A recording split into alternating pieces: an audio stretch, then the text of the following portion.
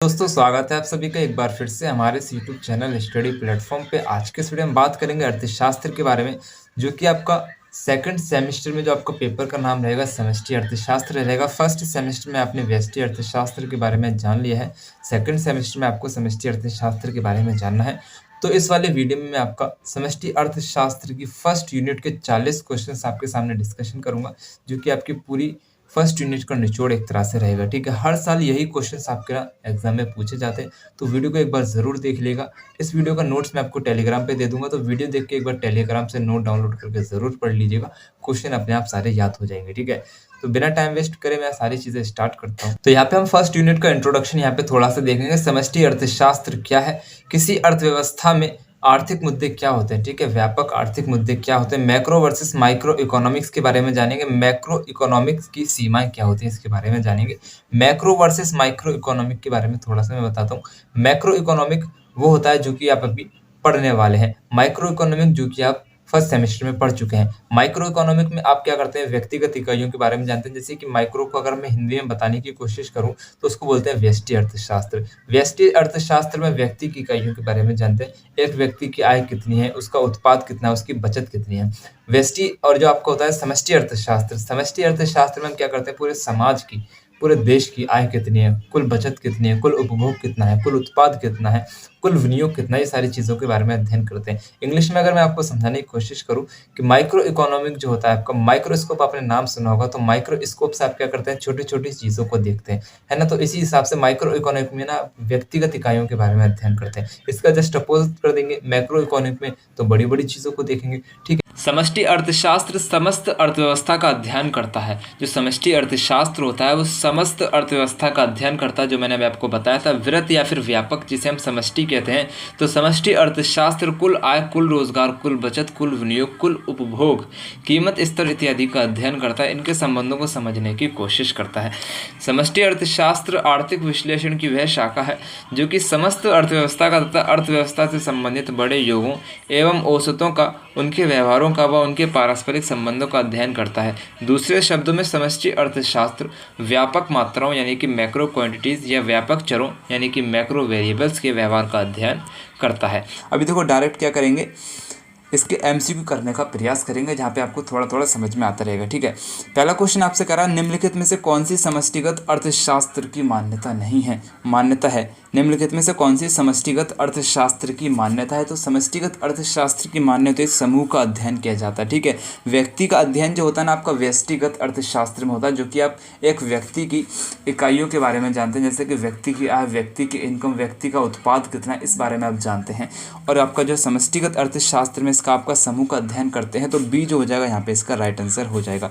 Next question आपसे पूछा गया है, एक वर्ष के समय में उत्पादित अंतिम वस्तुओं तथा सेवाओं के कुल मूल्य को कहते हैं।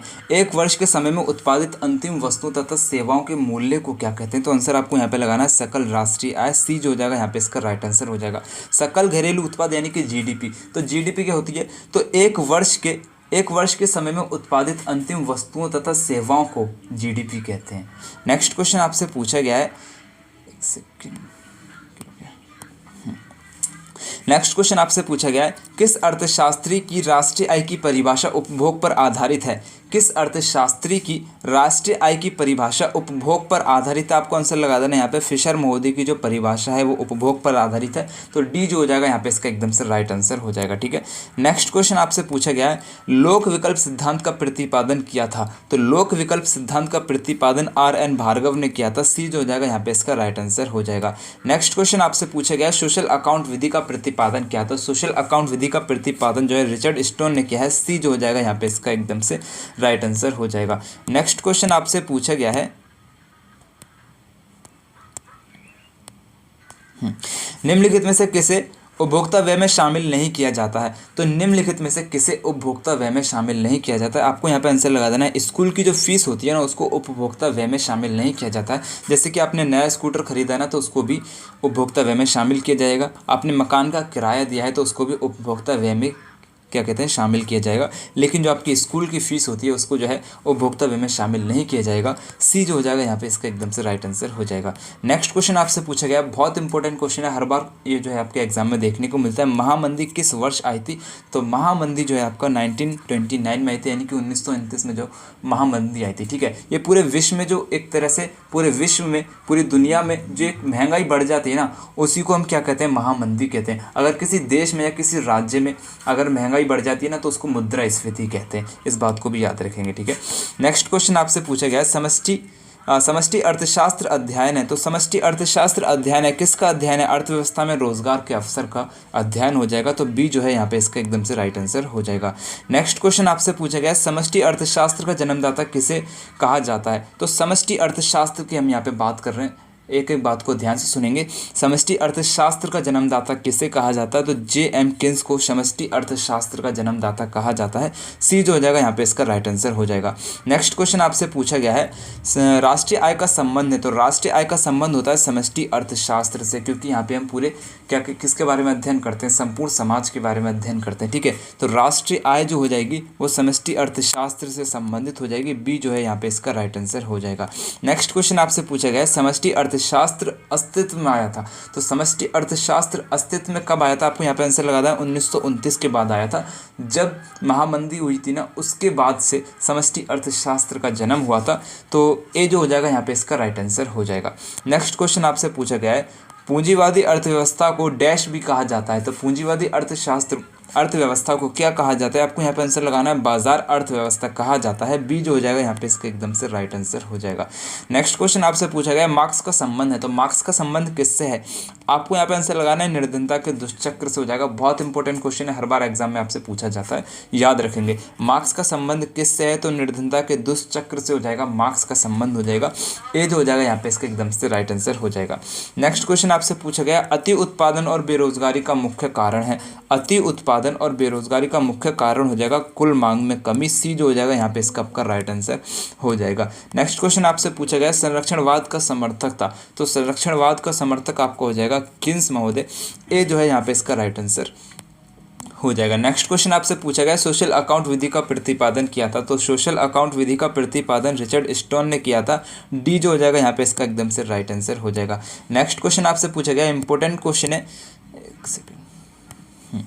एलिमेंट्स इकोनॉमिक पॉलिटियन प्योर नामक पुस्तक के लेखक है। तो आंसर लगाने वालर्स महोदय ने लिखी है। बी जो है यहाँ पे इसका राइट आंसर हो जाएगा। नेक्स्ट क्वेश्चन है, उपभोक्ता की बचत धारणा को किसने प्रतिपादित किया है? उपभोक्ता की बचत धारणा को जो है मार्शल महोदय ने प्रतिपादित किया है। ए जो हो जाएगा यहाँ पे इसका एकदम से राइट आंसर हो जाएगा।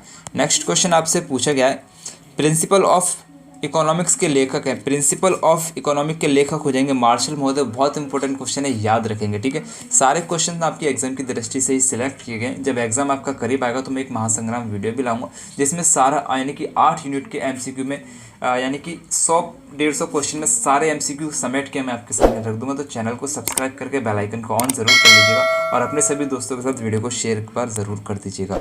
नेक्स्ट क्वेश्चन आपसे पूछा गया, मनी क्रेडिट एंड कॉमर्स के लेखक हैं। बहुत इंपॉर्टेंट क्वेश्चन है, बहुत इंपॉर्टेंट किताब है। मनी क्रेडिट एंड कॉमर्स के लेखक आपके हो जाएंगे मार्शल महोदय। ए जो है यहाँ पे इसका एकदम से राइट आंसर हो जाएगा।